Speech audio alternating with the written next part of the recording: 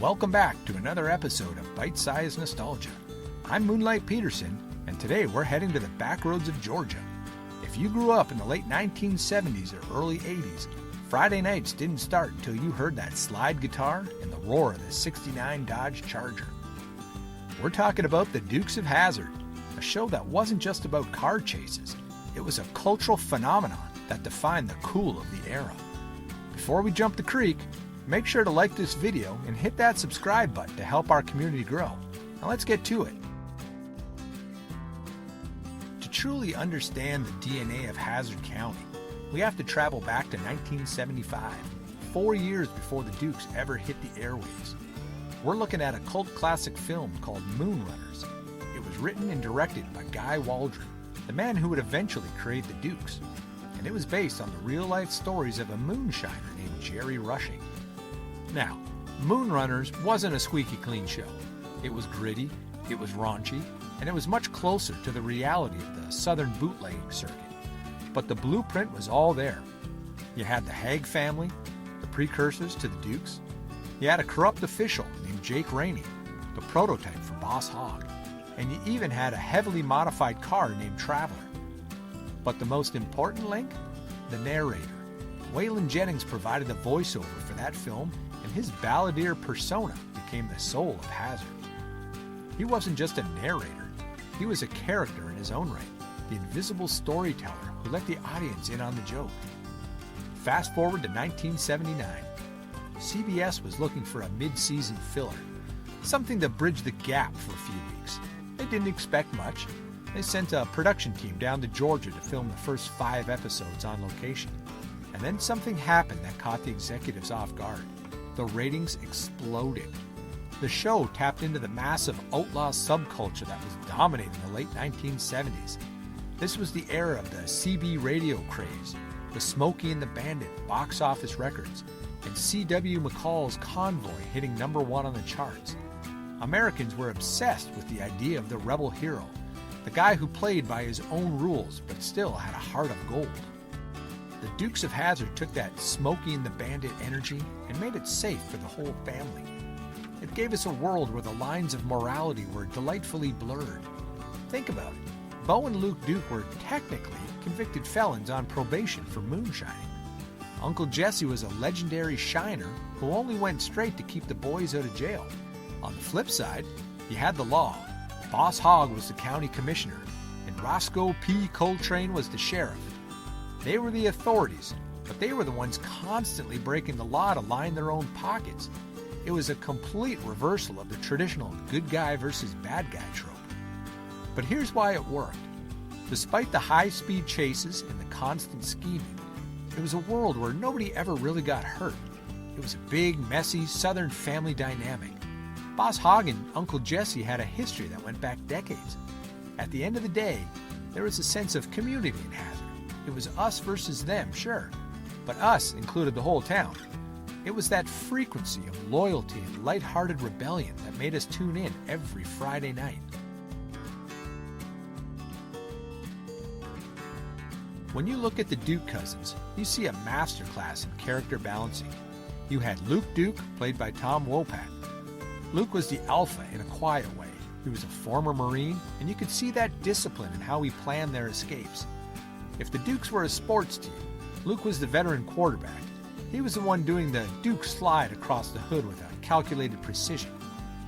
Then you had Bo Duke, played by John Schneider. Bo was the lightning to Luke's thunder. He was an ex-stock car driver with a lead foot and a short fuse. He was the one who usually yelled "Yee-haw" mid-jump, and that energy was infectious. It's that classic dynamic. Luke provided the brain, Bo provided the nerve, and together they were untouchable. But let's talk about the real powerhouse of the family, Daisy Duke. Catherine Bach didn't just play a character, she launched a cultural movement. When she first showed up for the role, the producers wanted her in a poodle skirt. Catherine said, "No thanks," and brought in her own homemade denim cutoffs.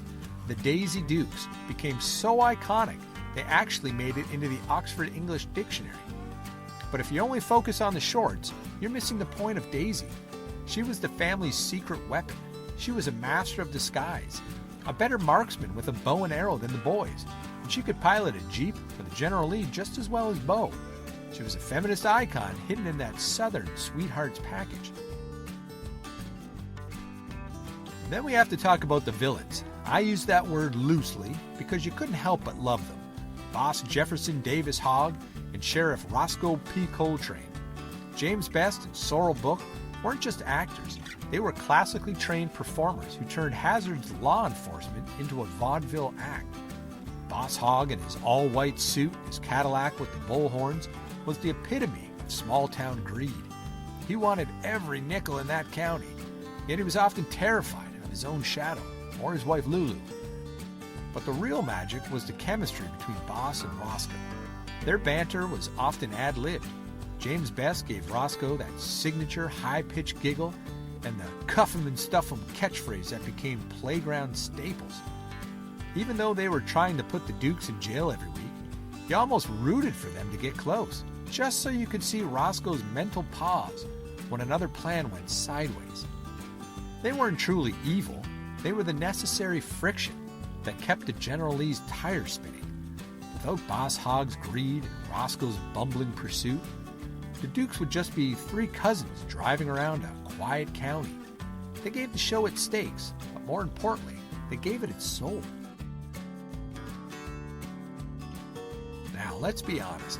You could probably swap out the actors, and you can maybe change the setting, but you couldn't have the show without the real lead character, and I'm talking about the 1969 Dodge Charger, the General Lee. In the history of television, there are cars, and then there are icons. The General Lee wasn't just a prop.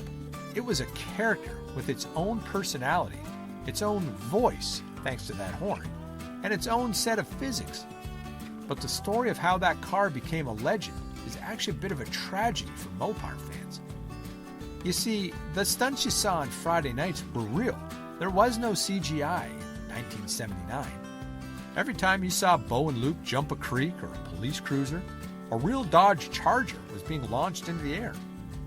And here's the secret that producers didn't want you to know. Chargers weren't built to fly. Because the iron block 440 Magnum or 383 engines were so heavy, the cars would nosedive mid-air like a lead weight. To fix this, the stunt crew had to load the trunks with hundreds of pounds of sandbags or concrete ballast just to keep the car level during flight. Even then, the structural damage upon landing was a total loss. The chassis would buckle, the suspension would shatter, and those cars were one and done. By the time the show reached its peak, they were destroying on average of 2 to 3 Chargers per episode. Estimates say that by the end of the series, between 250 and 369 Chargers had been sent to the scrap heap. It got so bad that the production team started running out of cars. They were literally flying planes over residential neighborhoods in California looking for Chargers in backyards. They dropped flyers on windshields offering to buy them on the spot. In later seasons, they even started using modified 68 models with 69 taillights just to keep up with the demand. One of the most famous parts of the General Lee lore is the welded doors. The story went that because it was a racing car, the doors had to be shut tightly for safety. In reality, it gave us one of the coolest visual signatures in TV history, the window entry. John Schneider and Tom Wopat had to practice that slide until it was muscle memory. But if you watch closely, you'll see the evolution of the slide. Early on, it was a bit clunky, but by season 3, they were hitting those windows with the grace of an Olympic gymnast. It's a move every kid with a bicycle or a Power Wheel tried to replicate in their driveway across the hood of their dad's station wagon. In the late 70s and early 80s, for the fans of the show, the car didn't represent a political statement. It represented rebellion against the machine. The General Lee was the underdog. It was the only thing standing between the Duke boys and the crooked cell at Roscoe's jail. That orange paint, specifically Hemi orange, became the color of freedom. When that horn played those first 12 notes of Dixie, it was a signal to the audience that the good old boys were about to outrun the system one more time. It was the ultimate outlaw machine, and for a generation of kids, it made the 1969 Dodge Charger the most desirable piece of American steel ever built. But every legendary show eventually hits a wall. For the Dukes of Hazzard, that wall was made of corporate greed and a massive misunderstanding of what the fans actually loved. In 1982, at the absolute height of the show's popularity, the unthinkable happened. Bo and Luke Duke walked off set. John and Tom weren't just looking for a bigger paycheck, they were looking for what was fair. The show at the time was a merchandising juggernaut. There were lunchboxes, action figures, pajama sets, and model cars flying off the shelves. The actors realized they were seeing almost zero of that merchandise money. When the studio refused to budge on royalty payments and creative control, the boys did exactly what their characters would do. They rebelled. They hit the road. Well, the producers made a colossal mistake. They thought the show's success was 100% about the car and 0% about the men driving it. They figured as long as there were two guys in tight jeans sliding over the hood of an orange Charger, the audience wouldn't care who they were. So they went to the Duke family tree, and they shook it until two new cousins fell out. Coy and Vance Duke, played by Byron Cherry and Christopher Meyer. The strategy was almost insulting to the fans. They didn't even change the character dynamics. Coy was the blonde wild one, and Vance was the dark-haired stable one. They even used the same wardrobe. It was like buying a generic brand of your favorite snack. It looks the same on the shelf, but the second you take a bite, you know something's wrong. The fan reaction was swift and brutal. Ratings didn't just dip. They went into a freefall. The chemistry that Wopat and Schneider had spent years building, that genuine brotherly love, couldn't be manufactured. Coy and Vance felt like actors playing a role, whereas Bo and Luke felt like family. The kids in the audience, the ones buying those lunchboxes, they weren't fooled for a second. We didn't want Cousin Coy, we wanted Bo. The show went from being a top 10 staple to plummeting out of the top 20 in a single season. But by early 1983, the studio realized they were presiding over a sinking ship. They went back to the negotiating table with their tails between their legs.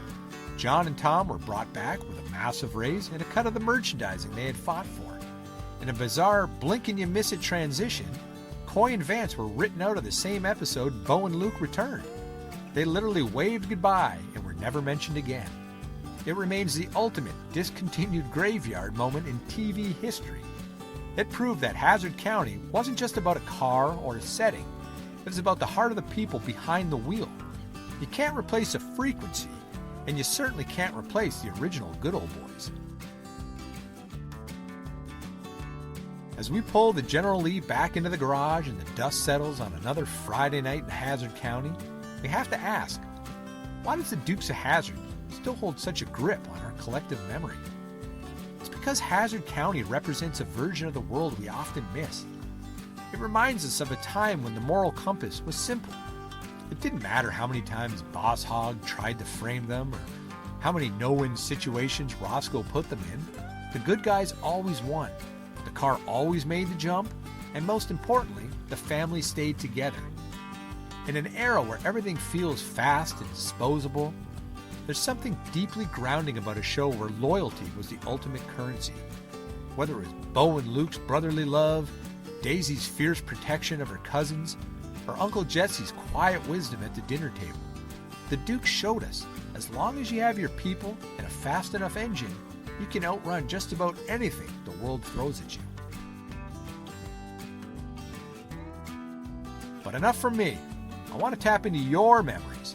Did you grow up with a General Lee lunchbox that smelled like PB&J?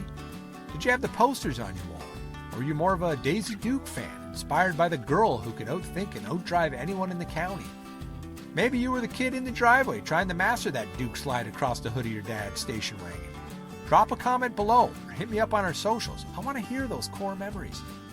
If this trip through Hazzard County sparks something for you, and you're hungry for more deep dives into the decade of neon and outlaws, make sure to grab my book, So You Think You Know the 80s.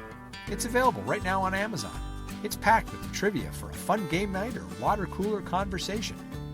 Until next time, keep it between the ditches, stay true to your kin, and I'll see you back here on Bite-Sized Nostalgia. And remember, for us, This isn't just about watching old TV or looking at vintage cars. It's a frequency.